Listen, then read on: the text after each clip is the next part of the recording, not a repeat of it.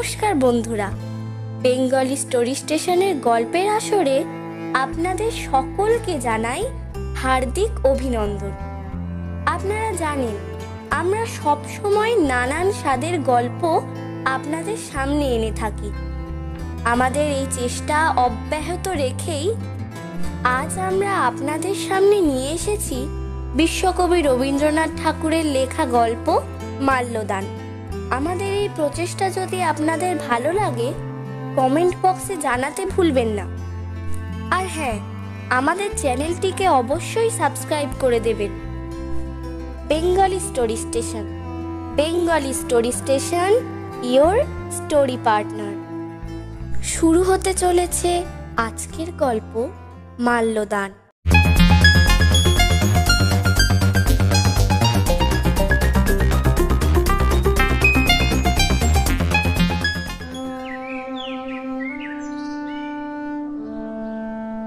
সকালবেলায় শীত শীত ছিল।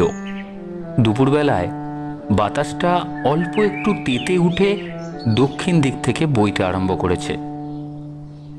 যতীন যে বারান্দায় বসেছিল সেখান থেকে বাগানের এক কোণে একদিকে একটা কাঁঠাল ও আরেকদিকে একটা শিরীষ গাছের মাঝখানের ফাঁক দিয়ে বাইরের মাঠ চোখে পড়ে।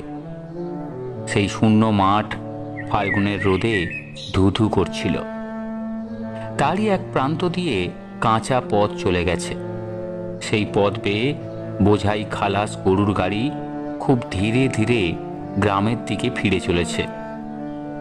গারোয়ান মাথায় গামছা ফেলে অত্যন্ত বেকারভাবে গান গাইছে।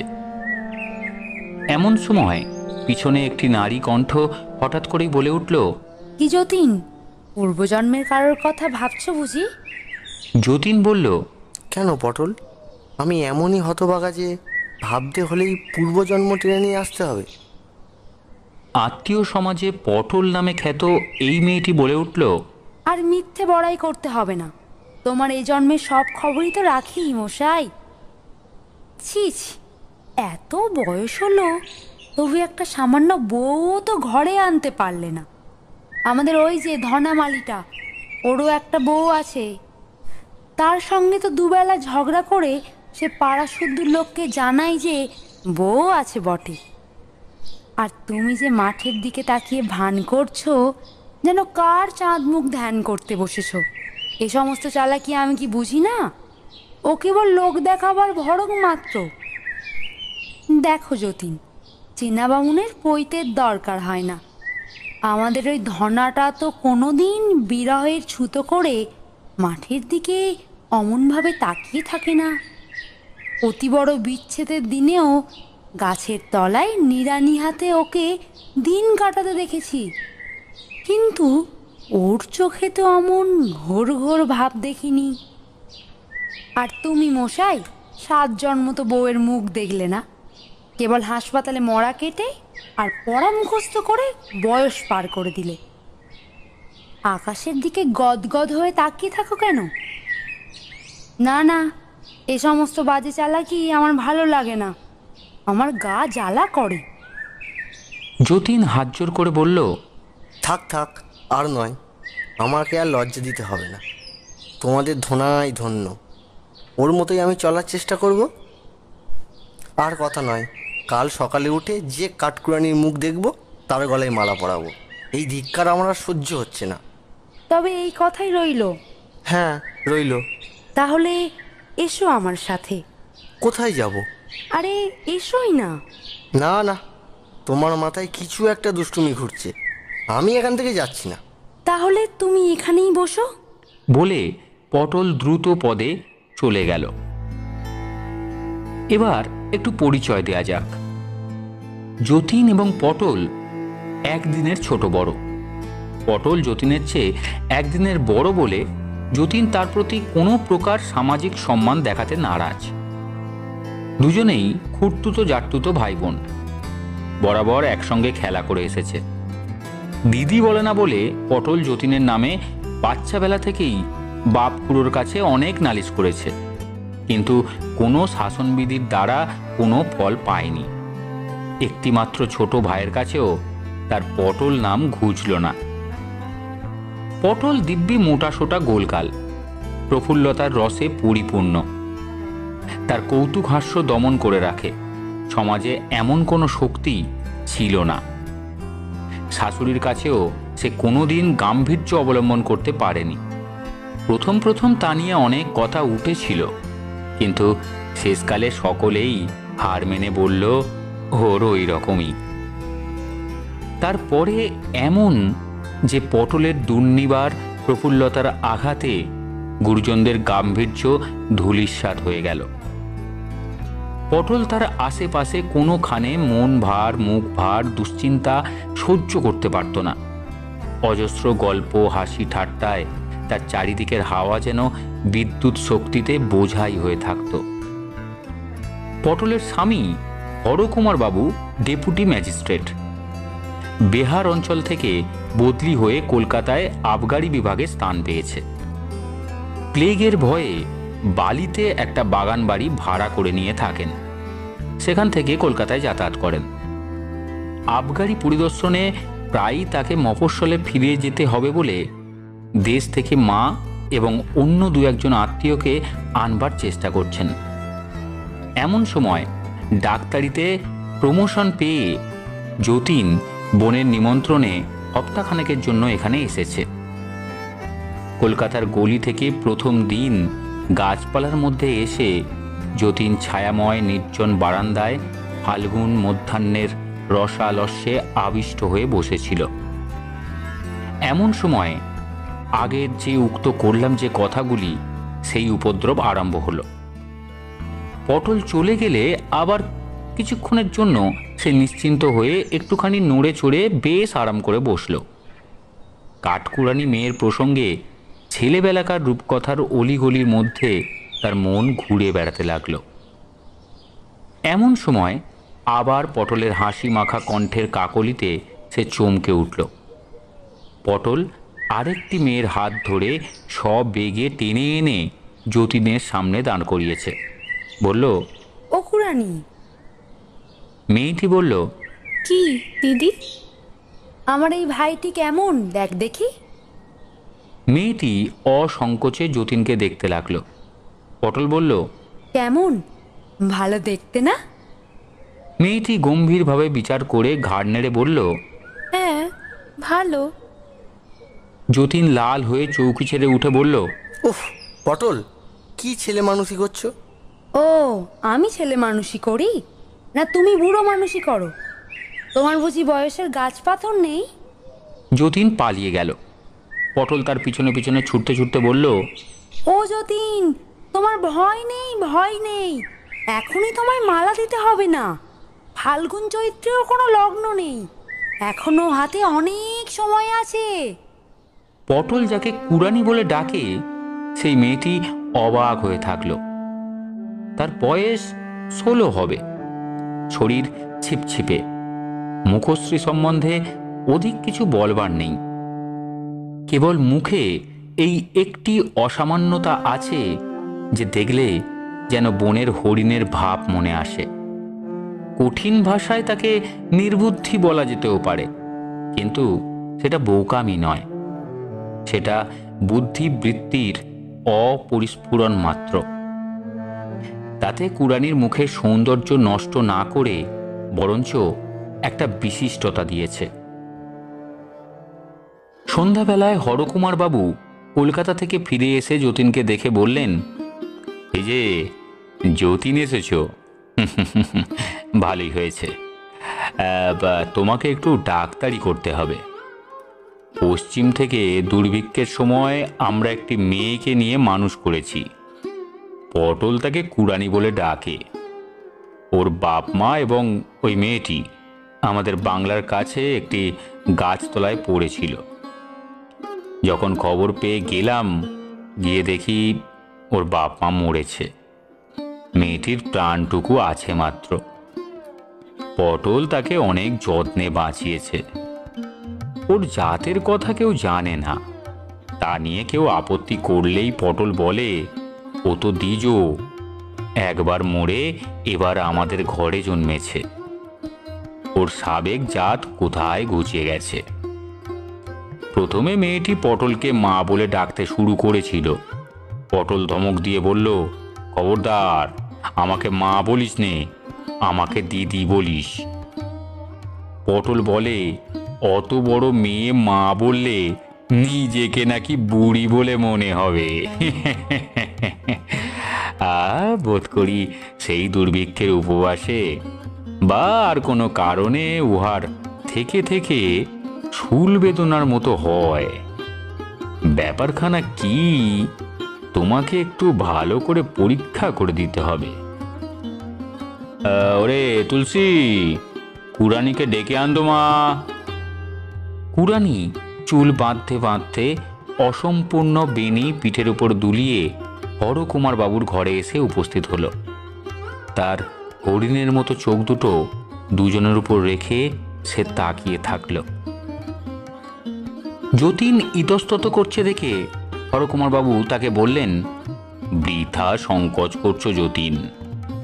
ওকে দেখতে মস্ত ডাগর, কিন্তু কচি ডাবের মতো ওর ভিতরে কেবল জল ছলছল করছে, এখনো শ্বাসের রেখা মাত্র দেখা দেয়নি।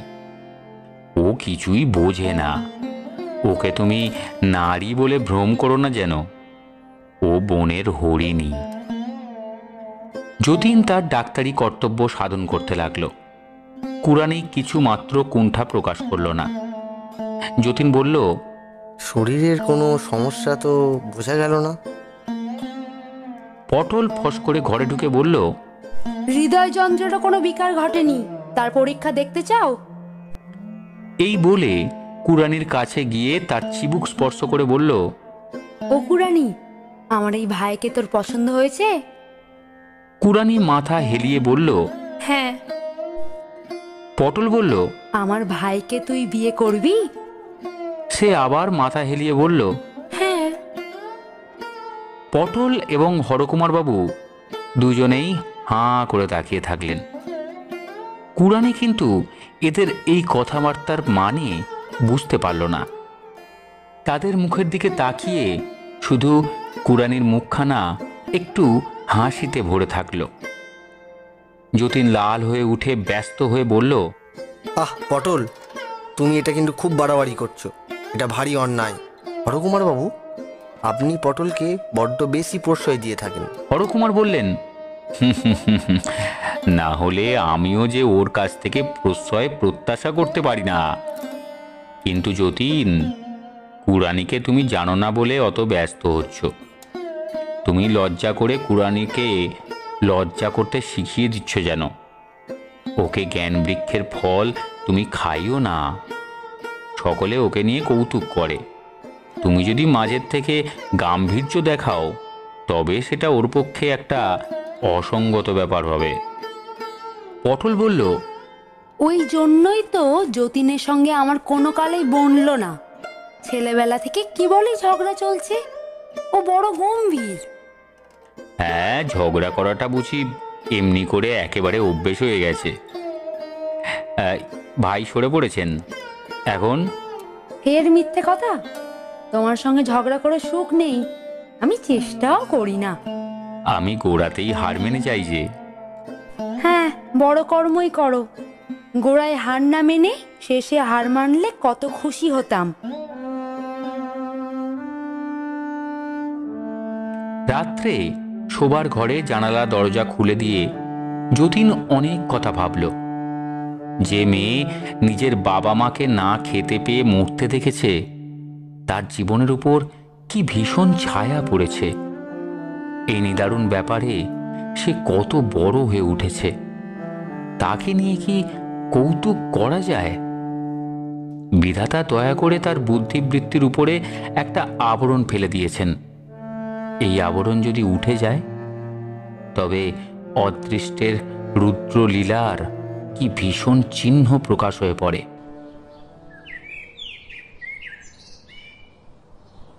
আজ মধ্যাহ্নে গাছের ফাঁক দিয়ে যতীন যখন ফাল্গুনের আকাশ দেখছিল, দূর থেকে কাঁঠাল মুকুলের গন্ধ মৃদুতর হয়ে তার ঘ্রাণকে আবিষ্ট করে ধরেছিল। এখন তার মনটা মাধুর্যের কুহেলিকায় সমস্ত জগৎটাকে আচ্ছন্ন করে দেখছিল। ওই বুদ্ধিহীন বালিকা তার হরিণের মতো চোখ দুটো নিয়ে সেই সোনালি কুহেলিকা অপসারিত করে দিয়েছে। ফাল্গুনের এই কুজন গুঞ্জন মর্মরের পশ্চাতে যে সংসার ক্ষুধার্ত তৃষ্ণাতুর দুঃখ কঠিন দেহ নিয়ে বিরাট মূর্তিতে দাঁড়িয়ে আছে, উদ্ঘাটিত যবনিকার শিল্প মাধুর্যের অন্তরালে সে দেখা দিল। পরদিন সন্ধ্যার সময় কুড়ানির সেই ব্যথা আবার আরম্ভ হলো। পটল তাড়াতাড়ি যতীনকে ডেকে পাঠালো। যতীন এসে দেখল কষ্টে কুড়ানির হাতে পায়ে খিল ধরেছে, শরীর আড়ষ্ট। যতীন ওষুধ আনতে পাঠিয়ে বোতলে করে গরম জল আনতে হুকুম করল। পটল বলল, ভারী মস্ত ডাক্তার হয়েছ, পায়ে একটু গরম তেল মালিশ করে দাও না, দেখছো না পায়ের তলা হিম হয়ে গেছে। যতীন রোগিণীর পায়ের তলায় গরম তেল সবেগে ঘষে দিতে লাগলো। চিকিৎসা ব্যাপারে রাত্রি অনেক হলো। হরকুমার কলকাতা থেকে ফিরে এসে বারবার কুড়ানির খবর নিতে লাগলেন। যতীন বুঝল সন্ধ্যাবেলায় কাজ থেকে ফিরে এসে পটলের অভাবে হরকুমারের অবস্থা অচল হয়ে উঠেছে। ঘন ঘন কুড়ানির খবর নেবার তাৎপর্য এটাই। যতীন বলল, হরকুমারবাবু ছটপট করছেন, তুমি যাও পটল। পটল বলল, পরের দোয়াই দেবে বই কি, ছটফটকে করছে তা বুঝেছি। আমি গেলেই এখন তুমি বাঁচো। এদিকে কথায় কথায় লজ্জায় মুখ চোখ লাল হয়ে ওঠে। তোমার পেটে যে এত ছিল তা কে বুঝবে? আচ্ছা, দোহাই তোমার, তুমি এখানেই থাকো, রক্ষা করো। তোমার মুখ বন্ধ হলে বাঁচি। আমি ভুল বলেছিলাম, হরকুমারবাবু বোধ হয় শান্তিতেই আছেন। এরকম সুযোগ তো তার সর্বদা ঘটে না। কুড়ানি আরাম পেয়ে যখন চোখ খুলল তখন পটল বলল, তোর চোখ খুলবার জন্য তোর বর যে আজ অনেকক্ষণ ধরে তোকে পায়ে ধরে সেধেছে, আজ তাই বুঝি এত দেরি করলি? ছি ছি, ওর পায়ের ধুলো নেই। কুড়ানি কর্তব্যবোধে তৎক্ষণাৎ গম্ভীরভাবে যতীনের পায়ের ধুলো নিল। যতীন দ্রুত পদে ঘর থেকে চলে গেল। তার পরদিন থেকে যতীনের উপরে রীতিমতো উপদ্রব আরম্ভ হলো। যতীন খেতে বসেছে, এমন সময় কুড়ানি অম্লান বদনে পাখা দিয়ে তার মাছি তাড়াতে প্রবৃত্ত হলো। যতীন ব্যস্ত হয়ে বলে উঠল, থাক থাক, দরকার নেই। কুড়ানি এই নিষেধে অবাক হয়ে মুখ ফিরিয়ে পিছনের ঘরের দিকে একবার তাকালো, তারপরে আবার পাখা দোলাতে লাগলো। যতীন ঘরের মধ্যে থাকা মহিলাকে বলে উঠল, পটল, তুমি যদি এমন করে আমাকে জ্বালাও আমি কিন্তু খাবো না, এই আমি উঠলাম। বলে ওঠবার উপক্রম করতেই কুড়ানি পাখা ফেলে দিল। যতীন বালিকার বুদ্ধিহীন মুখে তীব্র বেদনার রেখা দেখতে পেল। সঙ্গে সঙ্গে অনুতপ্ত হয়ে সে আবার বসে পড়ল। কুড়ানি যে কিছু বোঝে না, সে যে লজ্জা পায় না, বেদনা বোধ করে না, এ কথা যতীনও বিশ্বাস করতে আরম্ভ করেছে।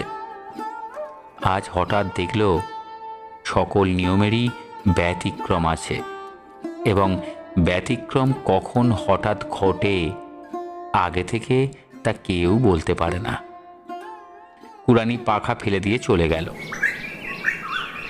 পরদিন সকালে যতীন বারান্দায় বসে আছে। গাছপালার মধ্যে কোকিল অত্যন্ত ডাকাডাকি আরম্ভ করেছে। আমের বোলের গন্ধে বাতাস ভারাক্রান্ত। এমন সময় সে দেখল কুড়ানি চায়ের পেয়ালা হাতে নিয়ে যেন একটু ইতস্তত করছে। তার হরিণের মতো চোখে একটা সকরুণ ভয় ছিল। সে চা নিয়ে গেলে যতীন বিরক্ত হবে কি না এই যেন সে বুঝে উঠতে পারছিল না। যতীন ব্যথিত হয়ে উঠে গিয়ে তার হাত থেকে পেয়ালাটা নিল। এই মানব জন্মের হরিণ শিশুটিকে কি তুচ্ছ কারণে বেদনা দেয়া যায়? যতীন যেমনই পেয়ালা নিল অমনি দেখল বারান্দার অপর প্রান্তে পটল সহসা আবির্ভূত হয়ে নিঃশব্দভাবেই যতীনকে কিল দেখালো। ভাবটা এরকম যেন সে বলছে, কেমন ধরা পড়েছ। সেদিন সন্ধ্যার সময় যতীন একটা ডাক্তারি কাগজ পড়ছিল। এমন সময় ফুলের গন্ধে চকিত হয়ে সে উঠে দেখল কুরানি বকুলের মালা হাতে ঘরের মধ্যে প্রবেশ করল। যতীন মনে মনে বলল, বড়ই বাড়াবাড়ি হচ্ছে। পটলের এই নিষ্ঠুর আমোদে আর প্রশ্রয় দেওয়া উচিত না। কুরানিকে বলল, ছি ছি কুরানি, তোমাকে নিয়ে তোমার দিদি আমোদ করছেন আর তুমি সেটা বুঝতে পারছো না। কথা শেষ করতে না করতেই কুরানি তাড়াতাড়ি সংকুচিত হয়ে চলে যাবার উপক্রম করতেই যতীন তখন তাড়াতাড়ি তাকে ডেকে বলল, কুরানি, দেখি তোমার মালা দেখি। বলে মালাটা তার হাত থেকে নিল। কুরানির মুখে একটা আনন্দের উজ্জ্বলতা ফুটে উঠল। পরদিন সকালে উপদ্রব করবার জন্য পটল যতীনের ঘরে গিয়ে দেখল ঘর ফাঁকা। একটা কাগজে কেবল লেখা আছে, চললাম তবে শ্রী যতীন। ও কুরানি, তোর বর যে পালালো, তাকে ধরে রাখতে পারলি না? বলে কুরানির বেনি ধরে নাড়া দিয়ে পটল ঘরকন্যার কাজে চলে গেল। কথাটা বুঝতে কুরানির একটু সময় গেল।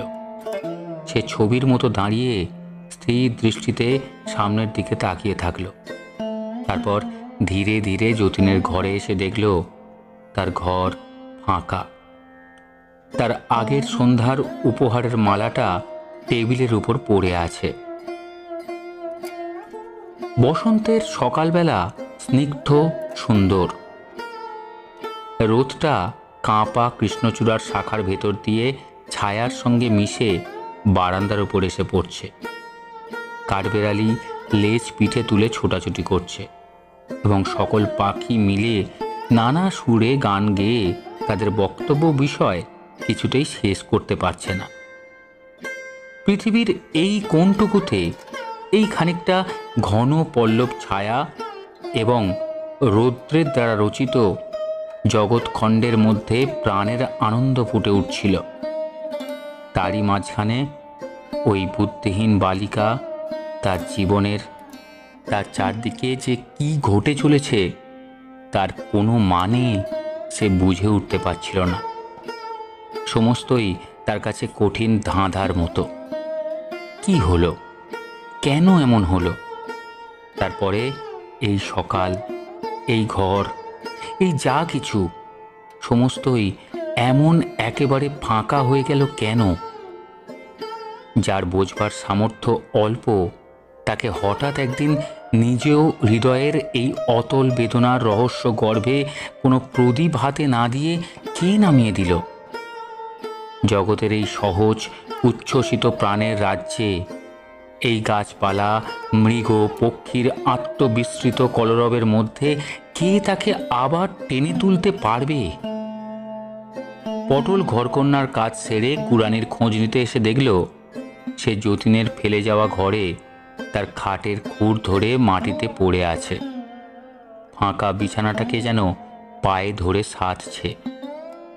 তার বুকের ভিতর যে একটা সুধার পাত্র লুকোনো ছিল সেটা যেন ফাঁকা চরণে বৃথা আশ্বাসে উপুর করে ঢেলে দিচ্ছে। মাটিতে পুঞ্জীভূত সেই স্খলিত কেশা লুণ্ঠিত বসনা নারী যেন নীরব একাগ্রতার ভাষায় বলছে, নাও নাও, আমাকে নাও, ওগো আমাকে নাও, ওগো আমাকে নাও। পটল বিস্মিত হয়ে বলল, কুরানি, তোর কি হয়েছে? কুরানি উঠল না। সে যেমন পড়ে ছিল তেমনই পড়ে রইল। পটল কাছে এসে তাকে স্পর্শ করতেই সে উচ্ছ্বসিত হয়ে ফুলে ফুলে কাঁদতে লাগল। পটল তখন হঠাৎ করেই বলে উঠল, ও পোড়ার মুখী, সর্বনাশ করেছিস, মরেছিস। হরকুমারকে পটল কুরানির অবস্থা জানিয়ে বলল, এ কি বিপদ ঘটলো? তুমি কি করছিলে? তুমি আমাকে কেন বারণ করলে না? হরকুমার বলল, তোমাকে বারণ করা যে আমার কোনো কালে অভ্যেস নেই গো। বারণ করলেই কি ফল পাওয়া যেত? তুমি কেমন স্বামী? আমি যদি ভুল করি তুমি আমাকে জোর করে থামাতে পারো না? আমাকে তুমি এ খেলা খেলতে দিলে কেন? এই বলে সে ছুটে গিয়ে মাটিতে পড়ে থাকা বালিকার গলা জড়িয়ে ধরে বলল, লক্ষ্মী বোন আমার, তোর কি বলবার আছে আমাকে খুলে বল। হায়, পুরাণীর এমন কি ভাষা আছে যে নিজের হৃদয়ের অব্যক্ত রহস্য সে কথা দিয়ে বলতে পারে? সে একটি অনির্বচনীয় বেদনার উপর তার সমস্ত বুক দিয়ে চেপে পড়ে আছে।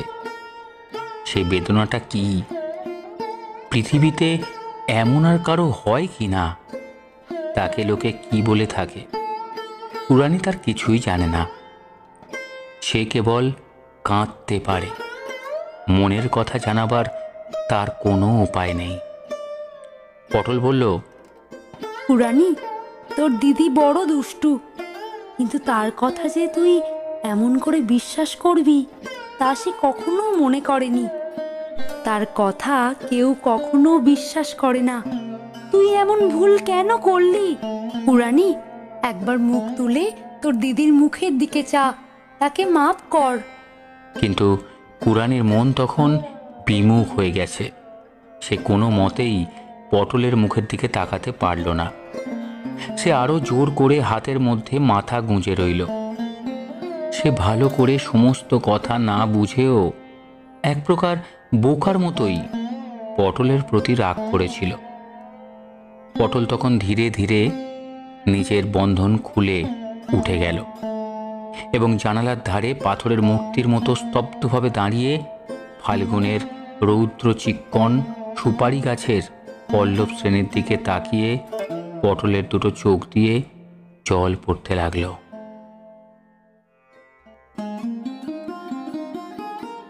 পরদিন কুরানির আর দেখা পাওয়া গেল না।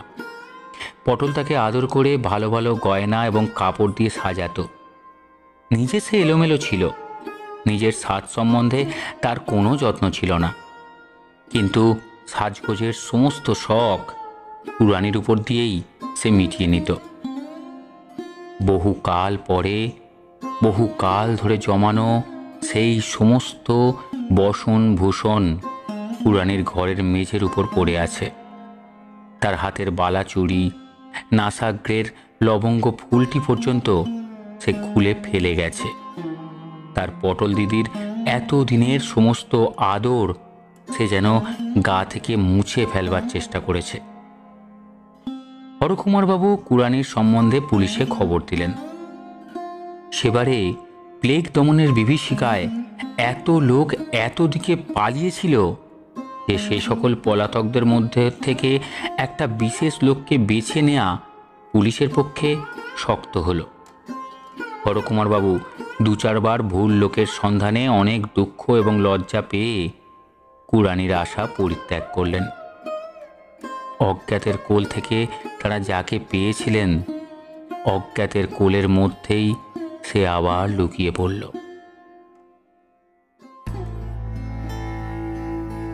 যতীন বিশেষ চেষ্টা করে সেবার প্লেগ হাসপাতালে ডাক্তারি পদ গ্রহণ করেছিল। একদিন দুপুরবেলায় ঘরে খাওয়া দাওয়া সেরে হাসপাতালে এসে সে শুনল হাসপাতালের স্ত্রী বিভাগে একটা নতুন রোগী নিয়ে এসেছে। পুলিশ তাকে পদ থেকে কুড়িয়ে এনেছে। যতীন তাকে দেখতে গেল। মেয়েটার মুখের অধিকাংশ চাদরে ঢাকা ছিল। যতীন প্রথমেই তার হাত তুলে নিয়ে নাড়ি দেখল। নাড়িতে জ্বর বেশি নেই, কিন্তু দুর্বলতা অত্যন্ত। তখন পরীক্ষার জন্য মুখের চাদর সরিয়ে দেখল সেই কুরানি। ইতিমধ্যে পটলের কাছ থেকে যতীন কুরানির সমস্ত বিবরণ জেনেছিল। অব্যক্ত হৃদয় ভাবের দ্বারা ছায়াচ্ছন্ন তার সেই হিরণ চোখ দুটো কাজের অবকাশে যতীনের ধ্যান দৃষ্টির উপরে কেবলই অশ্রুহীন কাতরতা বিকীর্ণ করেছে।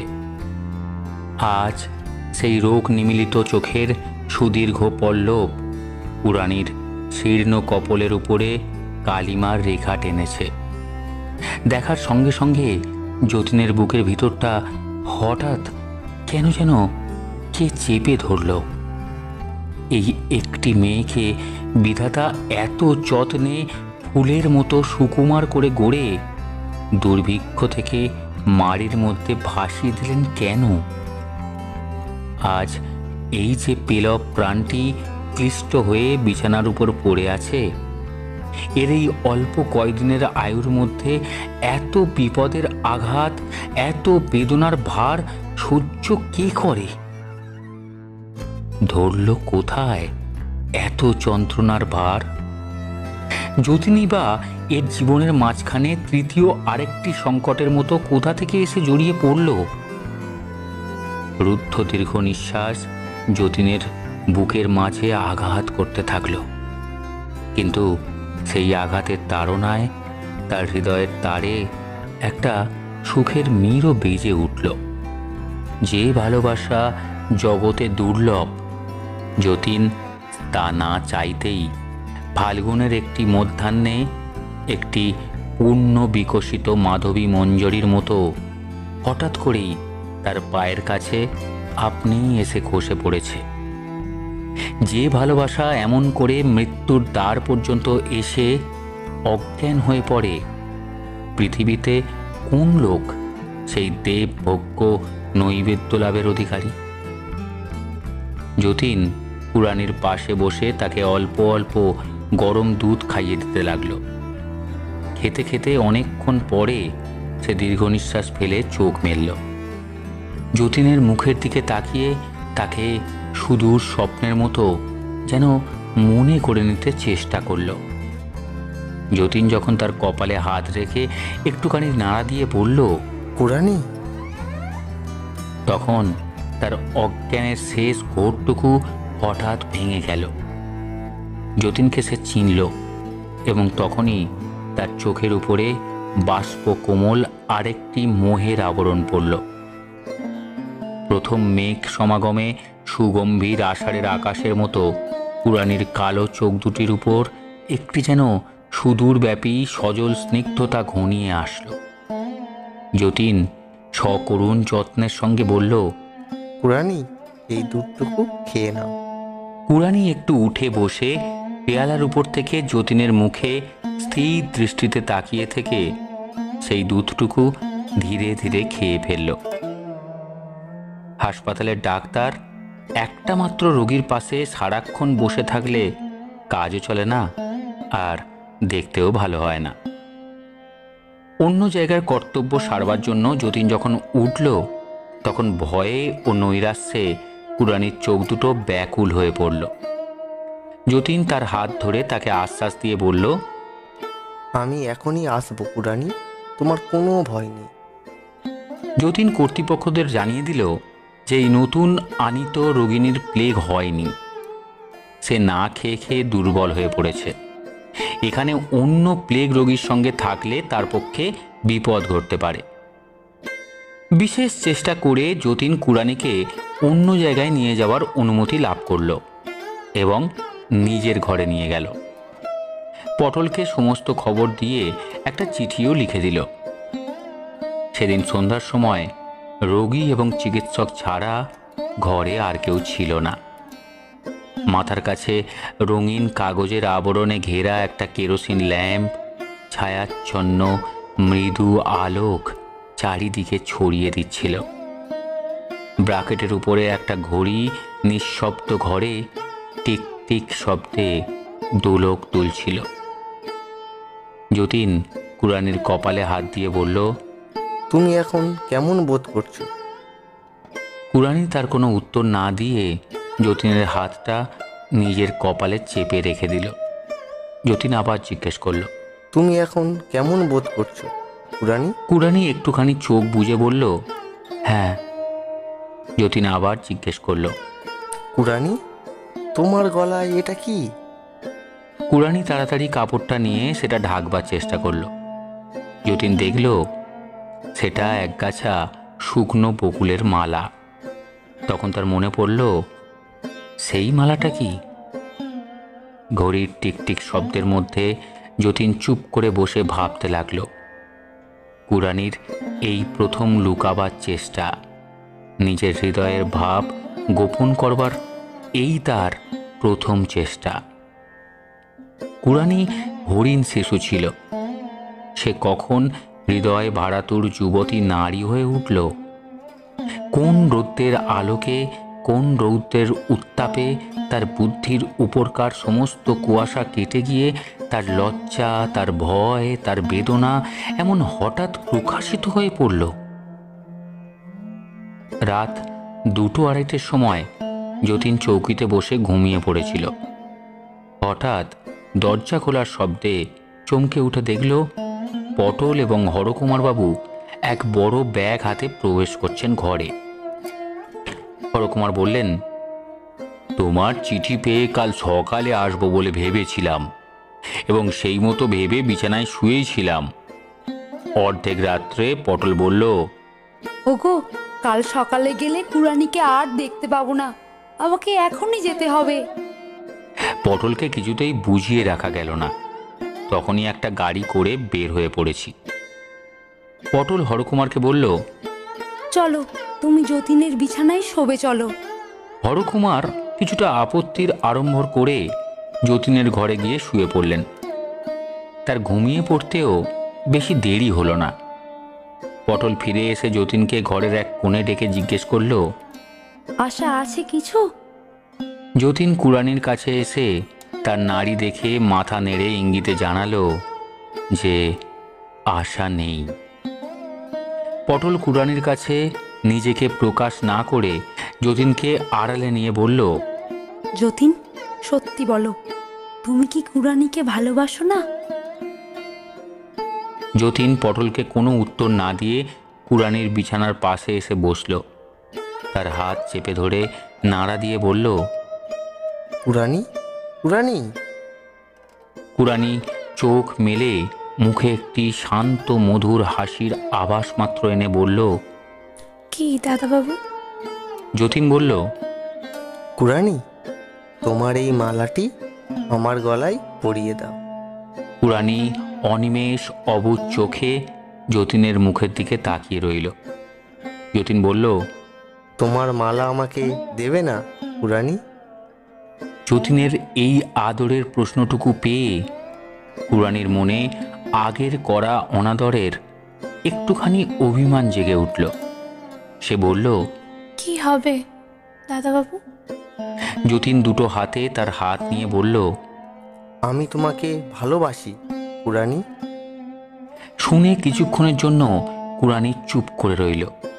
তারপরে তার দুটো চোখ দিয়ে অজস্র জল পড়তে লাগলো। যতীন বিছানার পাশে নেমে হাঁটু গেড়ে বসল। কুড়ানির হাতের কাছে মাথা নিচু করে রাখল। কুড়ানি গলা থেকে মালা খুলে যতীনের গলায় পরিয়ে দিল। তখন পটল তার কাছে এসে ডাকল, কুড়ানি। কুড়ানি তার শুকিয়ে যাওয়া মুখটা একটু উজ্জ্বল করে বলল, কি দিদি? পটল তার কাছে এসে তার হাত ধরে বলল, আমার উপর তোর কোনো রাগ নেই বোন? কুড়ানি স্নিগ্ধ কোমল দৃষ্টিতে বলল, না দিদি। পটল বলল, যতীন, একবার তুমি ও ঘরে যাও। যতীন পাশের ঘরে গেলে পটল ব্যাগ খুলে কুড়ানির সমস্ত কাপড় গয়না তার মধ্যে থেকে বের করল।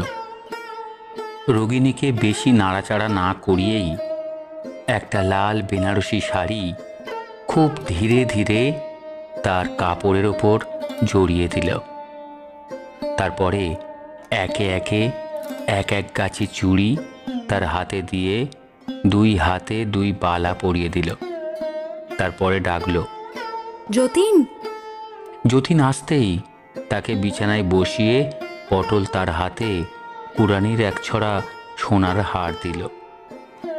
যতীন সেই হার ছড়াটি নিয়ে আস্তে আস্তে কুড়ানির মাথা তুলে ধরে তাকে পরিয়ে দিল। ভোরের আলো যখন কুড়ানির মুখের উপর এসে পড়ল, তখন সে আলো সে আর দেখল না। তার অম্লান মুখকান্তি দেখে মনে হলো সে মরেনি, কিন্তু সে যেন একটি অতল স্পর্শ সুখ স্বপ্নের মধ্যে নিমগ্ন হয়ে গেছে। যখন মৃতদেহ নিয়ে যাওয়ার সময় হলো, তখন পটল কুড়ানির বুকের ওপর পড়ে কাঁদতে কাঁদতে বলল, বোন, তোর ভাগ্য ভালো, জীবনের চেয়ে তোর মরণ সুখের। যতীন কুড়ানির সেই শান্ত স্নিগ্ধ মৃত্যু ছবির দিকে তাকিয়ে ভাবতে লাগল, যার ধন তিনিই নিলেন, আমাকেও বঞ্চিত করলেন না। শেষ হলো আজকের নিবেদন বিশ্বকবি রবীন্দ্রনাথ ঠাকুরের মাল্যদান। গল্পের সূত্রধর আমি সৃজনী, হরকুমারের ও পাঠকের ভূমিকায় তন্ময়, যতীনের চরিত্রে শুভম, পটলের ভূমিকায় দিশা এবং কুড়ানির চরিত্রে স্নেহা। আমাদের এই প্রচেষ্টা আপনাদের কেমন লাগলো জানাতে ভুলবেন না কিন্তু। আগামী সপ্তাহে আবারও ফিরে আসব রহস্য রোমাঞ্চে ঘেরা ভিন্ন স্বাদের গল্প নিয়ে বেঙ্গলি স্টোরি স্টেশনের পর্দায়। আর হ্যাঁ, মনে রাখবেন, Bengali story station, your story partner. আজকের মতো ধন্যবাদ।